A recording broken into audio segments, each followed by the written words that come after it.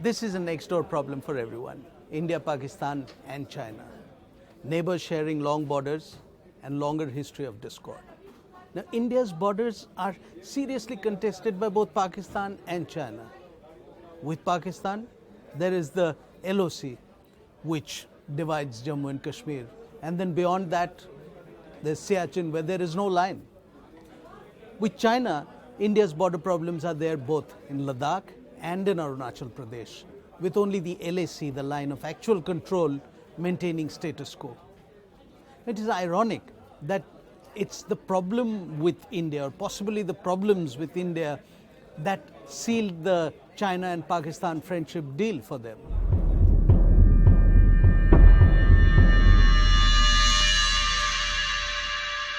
With neighbors like China and Pakistan on each side, the feeling is that Indian borders are always under threat. In the past 4 years, there has been enough proof of the existing volatility. In response to Pakistan's infiltrations, India carried out a surgical strike, and with China, it locked horns at Doklam. 2 days before Diwali, on the day of Dhanteras celebrations, India launched INS Arihant. As the first nuclear submarine of the country, it completed its first deterrence patrol with the Prime Minister on board. साथियों, भारत शांति प्रिय देश है। शांति और सद्भाव की हमारी परंपरा हमारी ताकत है। यह हमारी कमजोरी नहीं। शांति के लिए हमारी प्रतिबद्धता का स्रोत और आधार यही हमारी शक्ति है। भारत किसी को छेड़ता नहीं, लेकिन अगर कोई भारत को छेड़े तो भारत उसे छोड़ता भी नहीं।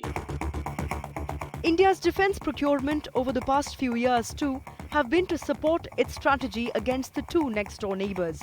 All three, India, Pakistan and China, are nuclear countries, with Pakistan and China forming a military and economic club from which India is excluded. So it was natural for the new Prime Minister of Pakistan to rush to Beijing to express Pakistan's continued solidarity with China.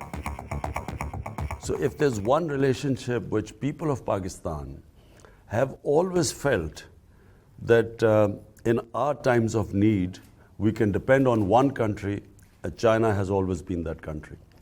So we have a very special relationship with China.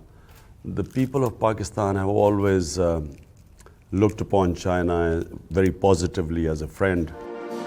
Pakistan's Prime Minister has to look up to China because once again his country is facing an economic crisis.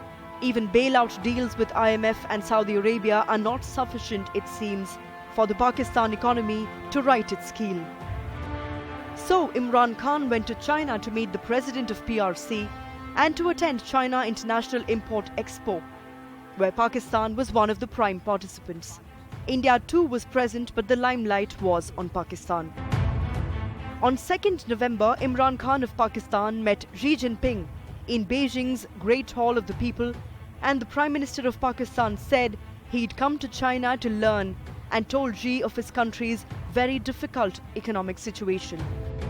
Recently, with the CPEC, it has given a great opportunity for Pakistan to bring in foreign investment, to get out of the difficult economic situation which we are in.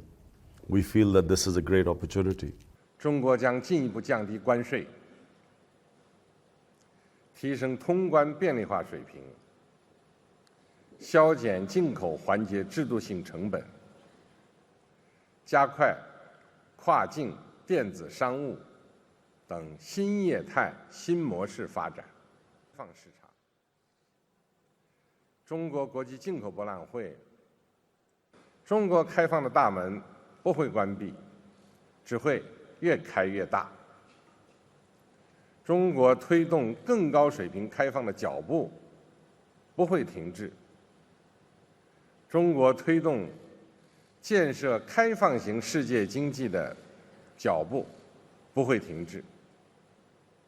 中国推动构建人类命运共同体的脚步不会停止。 Close on the heels of Pakistan Prime Minister Imran Khan's first state visit to Beijing came the announcement that a new bus service was starting along the Karakoram highway between Kashgar in Xinjiang, China, and Lahore in Pakistan. The route is part of China's economic corridor inside Pakistan. Another instance of China and Pakistan getting close together and cooperating that always makes India wary. पाक China bus service शुरू करने का फैसला कर लिया गया है और बस सर्विस लाहौर से काशगर के दरमियान होगी। सानिया चौधरी मजीद तफसीलात देंगी। Pakistani media went overboard with the possibility of inauguration of bus service between Lahore and Kashgar in China. The bus service will connect Pakistan and China via road under the China-Pakistan Economic Corridor. Launched on Monday, 5th of November, it is expected to boost accessibility for the business community. The bus service passes through Pakistan-occupied Kashmir, something that India is certainly not happy about.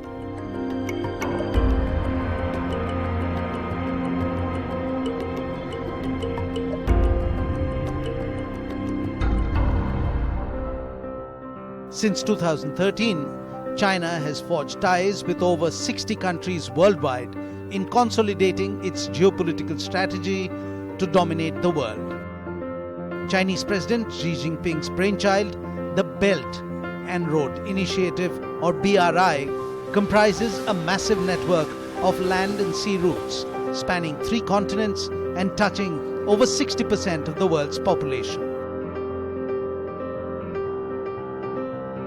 Previously called the One Belt, One Road, the BRI has 2 distinct components. The Overland Economic Belt that has 6 trade corridors and a maritime Silk Route with a string of seaports spreading from the South China Sea right till Africa. While China claims over 60 countries are on board, China's neighbor and another Asian giant, India, stands opposed to Beijing's move to project itself as a superpower. हम ऐसे नए connectivity project का स्वागत करते हैं जो समावेशी, sustainable और पारदर्शी हो और जो देशों की संप्रभुता और क्षेत्रीय अखंडता का सम्मान करे. India's biggest concern lies in the BRI's flagship project, the China-Pakistan Economic Corridor or CPEC. In April 2017, a port in the small fishing town of Gwadar on the southwestern coast of Pakistan's Balochistan was leased to China for 40 years. Gwadar is where the economic belt will meet the maritime Silk Road of the BRI. A $62 billion project, the China-Pakistan Economic Corridor aims to link Kashgar in the landlocked western Chinese region of Xinjiang to the Arabian Sea 3,000 kilometers away via the Gwadar seaport. India's main objection is that the CPEC passes through Indian territory illegally occupied by Pakistan. The Kashgar-Gwadar corridor passes through Pakistan-occupied Kashmir. CPEC has been termed as game changer by the government and people of Pakistan, and it will not only have some economic impact, but it will bring social and cultural exchange to a new horizon, and the people-to-people contact will be increased. And that is why President Xi Jinping also says that this is not a political or merely a trade initiative, but it is an initiative for the uplift of humanity. Our concerns were mainly on our being a part of One Belt, One Road. If China is wanting to do something in Pakistan, that is their outlook. But as long as it doesn't affect our territorial integrity and sovereignty, we are okay with it. But this China-Pakistan economic corridor actually upsets our perception of the territorial sovereignty and the integrity part of it. A series of highways, railways and energy projects passing through the disputed land between India and Pakistan are in the pipeline. In September 2018, New Delhi raised the issue of CPEC violating India's territorial integrity at the 39th session of the United Nations Human Rights Council. China and Pakistan have had a close relationship for decades. Though it is mostly economics and business now, a fear in India is of the military support that China regularly gives Pakistan. In fact, it is believed that China possibly transferred nuclear technology and maybe even devices to Pakistan in 1998.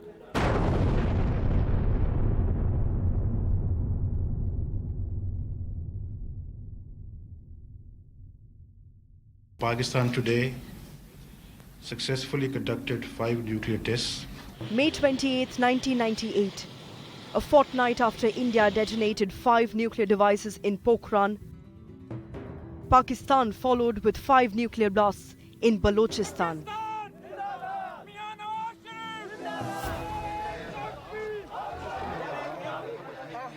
While economic sanctions were slapped immediately on both India and Pakistan, amidst worldwide condemnation, there was one country which helped Pakistan with its nuclear arsenal.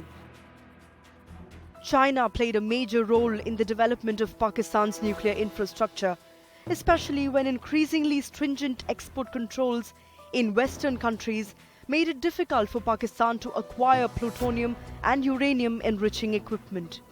Not just that, Pakistan got assistance from the Chinese to build their Kushab reactor, which plays a key role in Pakistan's production of plutonium.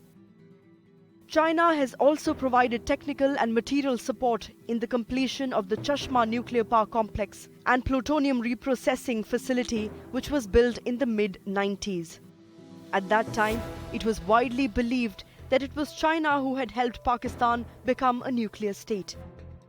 That the retaliation to India's nuclear tests helped Pakistan come out of the nuclear closet.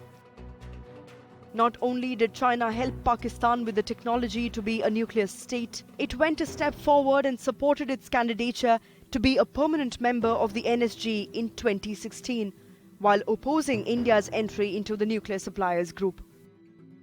China sees an ally in Pakistan, a country to do their bidding and containing India within the subcontinent.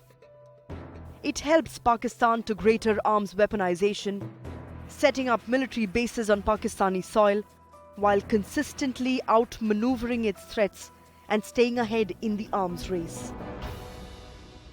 India, Pakistan, China, they're all very young as political entities. But these are ancient lands where for centuries, for millennia, trade, art, culture, war, religion has ebbed and flowed across changing political dimensions. Our concern today are the fraught relations the last 7 decades. India has fought 4 full-fledged wars and 1 limited battle in Kargil with Pakistan. And with China, there has been 1 all-out military confrontation, and that happened in 1962. In 1947, when the British left India, there was no clear line that demarcated the newly independent country and the territory of Xinjiang and Tibet across the Himalayas. In the official 1950 India map, Kashmir's boundary east of the Karakoram Pass was shown as boundary undefined. A sort of ambiguity prevailed over large tracts of land, and nothing would have mattered had China remained politically weak and militarily ambivalent towards its southern extremities. But in 1949, the Communist Party under Mao Zedong seized power in Peking, and in October 1950, 80,000 soldiers of the PLA marched into Tibet and declared it to be a part of China. In 1956, China built a road cutting through Ladakh's Aksai Chin area, connecting Xinjiang and Tibet, making the Aksai Chin area far more accessible to the People's Liberation Army than to its Indian counterpart. In the eastern sector, in the then Northeastern Frontier Agency or NEFA, Indian troops began patrolling heights that China saw as a violation of the disputed McMahon Line. On October 20th, 1962, 3 regiments of Chinese troops mounted a blistering attack along the southern bank of the Namkachu River, and suddenly India was at war with China. A military confrontation that was fought both in the east and the west, in Arunachal Pradesh and Ladakh. This was a war dictated and controlled by Chinese aggression. After 4 days of crushing battle, on October 24th, the Chinese halted. Peking sent an ultimatum to New Delhi, setting conditions for the withdrawal of its forces and hostilities. On November 14th, India told China there would be no deal. Hours later, the war resumed, both in Nefa and in Ladakh. On 18th November, the Chinese overran Bomdila, the southernmost strategic point that they were to occupy. The road to the plains lay open before them when they declared a unilateral ceasefire along the entire border and announced withdrawal of its troops to 20 kilometers behind the line of actual control, LAC. The war was over, and India, having been militarily humbled, it acted as a wake-up call to build up muscle. In 1947, when India was partitioned, Muhammad Ali Jinnah desperately wanted Kashmir to be part of Pakistan, but the Dogra king Hari Singh decided to remain independent. That is when Pakistan sent in tribal raiders to capture Kashmir. Everything was done by pretense because the new Pakistani army was not strong enough, and the British might have prevented open conflict so soon after independence. The Pakistan government first halted traffic on the only rail line going into Kashmir and then confiscated Kashmiri trucks and blocked the import of essential food grains. And soon after the blockade, Pathan tribal militias from Northwest Frontier Province were unleashed in Kashmir. With the raiders on the verge of reaching Srinagar, Maharaja Hari Singh signed the instrument of accession and joined Jammu and Kashmir to India. India sent in troops to defend J&K, and the first battles took place at the boundary walls of the Srinagar airport. Even as the 1st Sikh Regiment disembarked from their Dakota plains, the war with Pakistan and its tribal hordes continued as mountain by mountain India pushed back.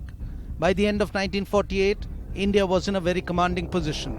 Overcoming initial logistical challenges, the Indian army was ready to crush Pakistan and occupy Pakistani territory. Pakistan was losing everywhere and had no resources in reserve. India was close to victory when in November 1948, the Nehru government suddenly requested UN mediation to resolve the conflict. And on January 1st, 1949, a ceasefire came into effect, leaving the problem of Kashmir to fester into the future.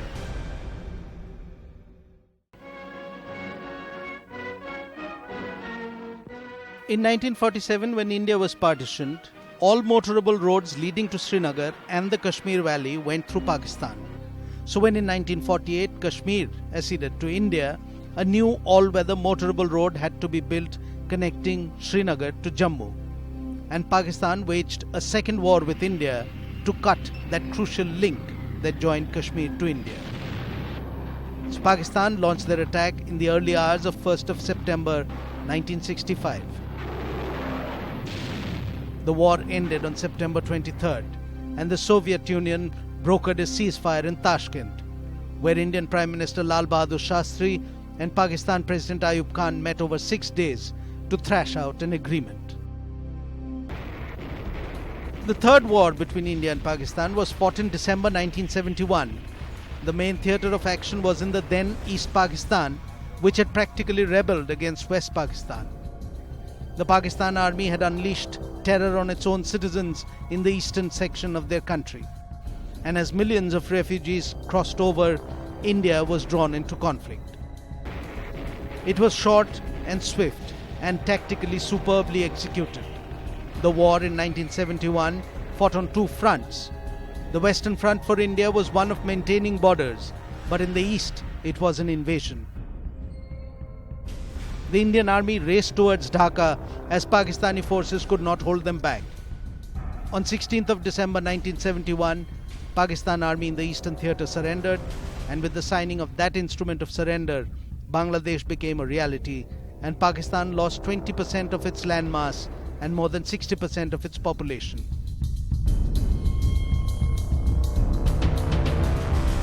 India took some 93,000 prisoners of war. Pakistan lost half its navy, a quarter of its air force, and a third of its army. India, in one swift war, achieved its biggest military and diplomatic victory ever. Nuclear neighbourhood, history of conflict, hyper-patriotism, unstable regimes, fanatical belief systems, the powder keg of terrible possibilities is certainly not a next-door problem. Hopefully, common sense will continue to prevail in Islamabad, in Beijing, and in New Delhi.